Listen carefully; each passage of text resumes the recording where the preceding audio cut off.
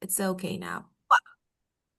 So, as I told you, brain plasticity is the brain's ability to change and adapt.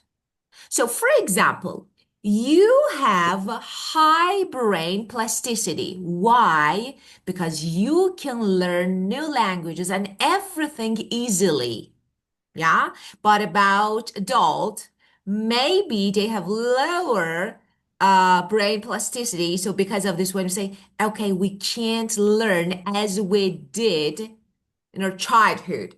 So do you agree with this? Do you think children have high brain ability to reorganize, to change, and to adapt?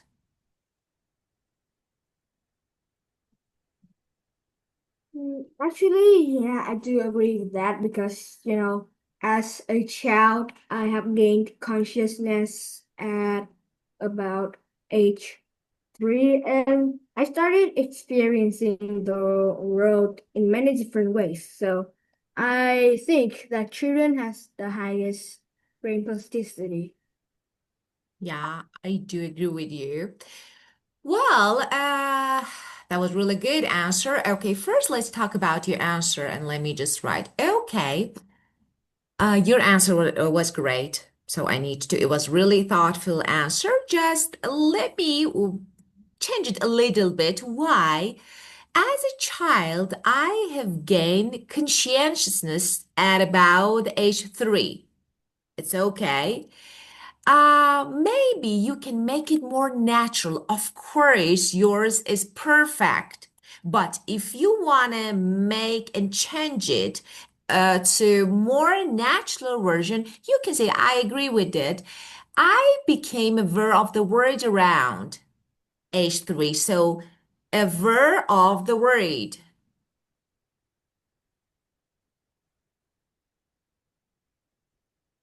Okay, around, for example, normally we use the word round when we talk about age. Really? And from then on, and you said, and I started experiencing, so that is perfect. So from then on, after that, okay. What happened? So you started experiencing things in all kinds of way, all kinds, all kinds of way. This one is better. And you really believe kids have the most open and active. So why I said don't use brain plasticity because I already use it. I already use it. So it's better to use another synonym. Why not? We can paraphrase it easily. So you can say, I believe kids or children have the most open and active minds. Exactly the same as brain plasticity. So it's, yeah. And really, I'm with you in that, and I think you're right. Well, okay, just I want you to explain when you said I actually I have gained, okay, conscientious about age 3. I want you what do you mean? I want you to clarify to explain how actually how you gain So, like, your brain. Yeah.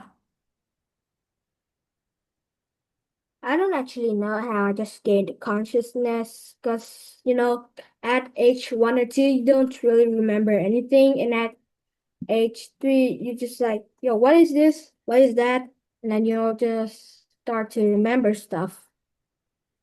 Yeah, very good, of course.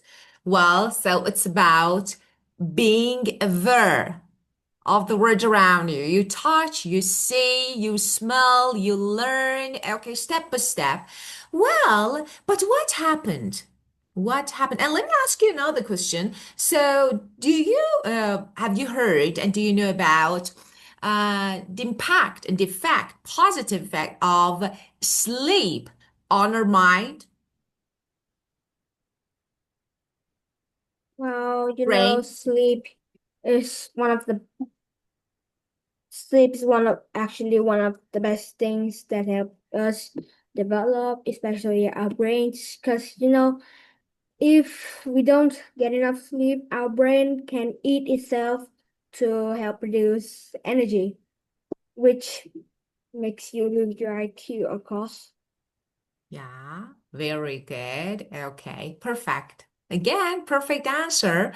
Well, actually, that's really good that you have a lot to say when answering the question. So that's really good. Not everyone has this ability to answer every questions fluently and clearly. That's perfect. Actually, I really enjoy.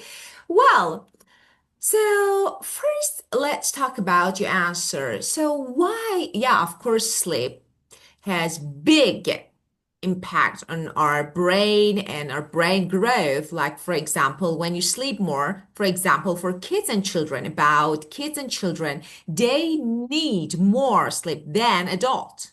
So because your brain is still growing and growing, so, and you know that part of your brain and your mind grows when you sleep. So that's so interesting. And now, um, that's really different. That why we don't remember anything about, for example, age 3, 2. That's so interesting. Have you ever thought about it? That's why we can't remember anything about, or for example, the time at age 3 or 2 or sometimes 4. So do you think why?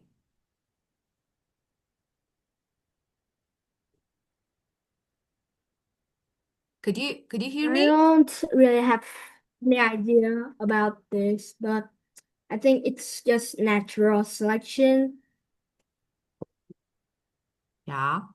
Definitely, definitely. Of course, there's some different maybe theories and scientific facts behind it, but of course we have no idea. Well, let's see.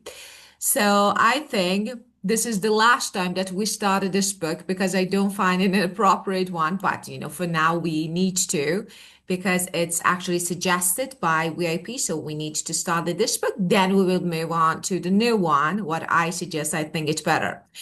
Well, so could you please read this text and tell me what you can get?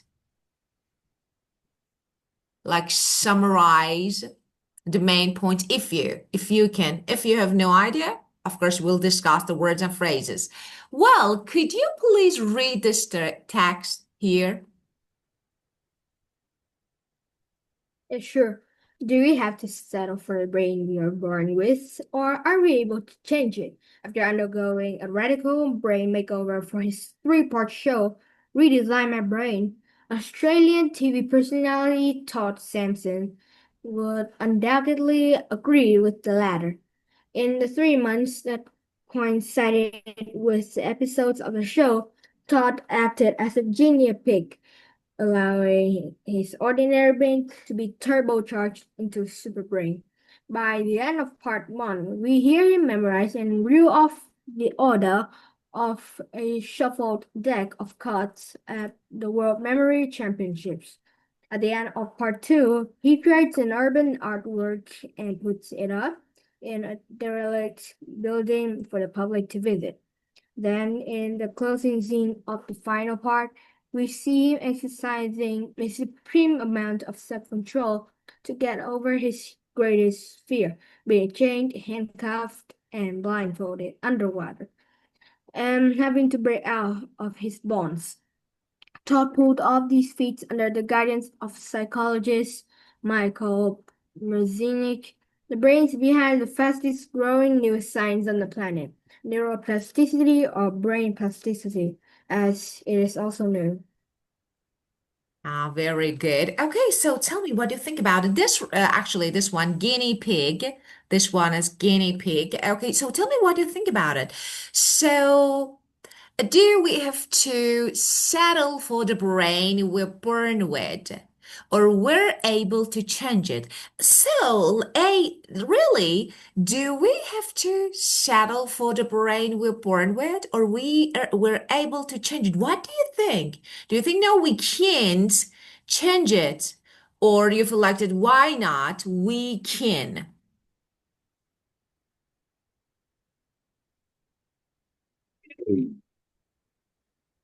So, what do you Can you think? say your question Yeah, again? of I course. can't hear Actually, it. I'm asking you about the first question. Do we have to settle for, okay, do we have to settle for the brain we're born with, or we're able to change it?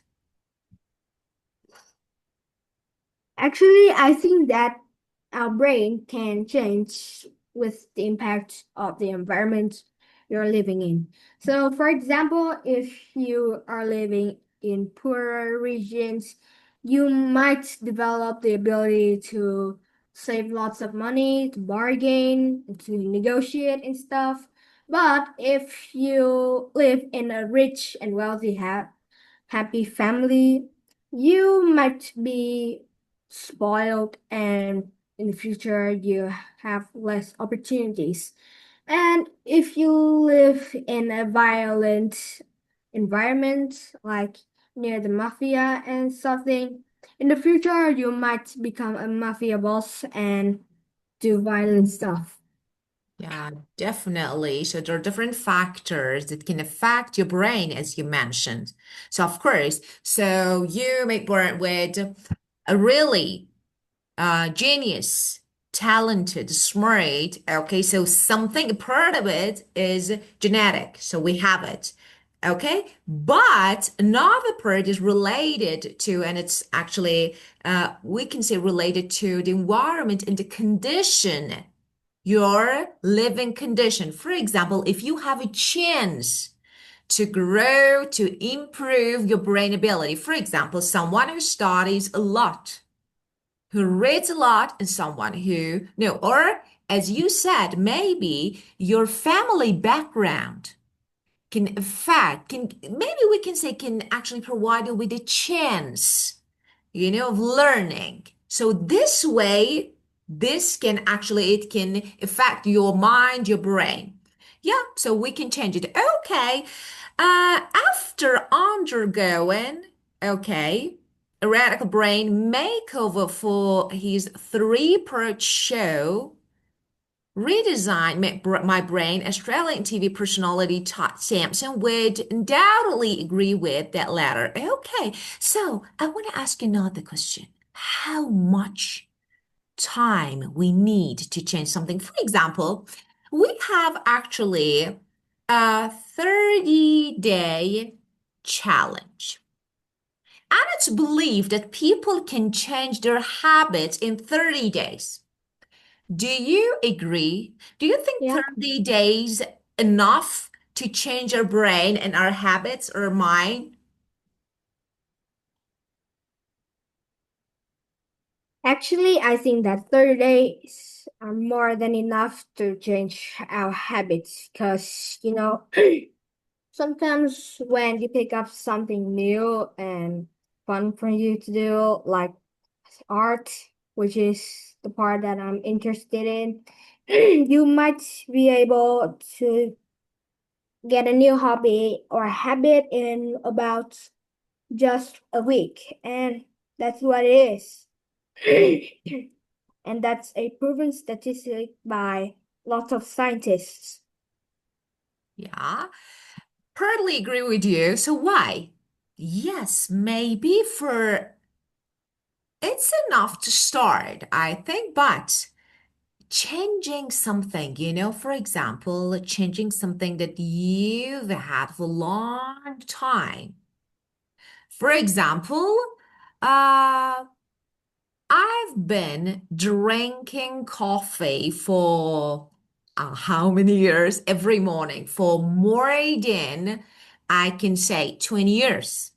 Do you think it's enough to change this habit just in 1 month, and I can, do you think I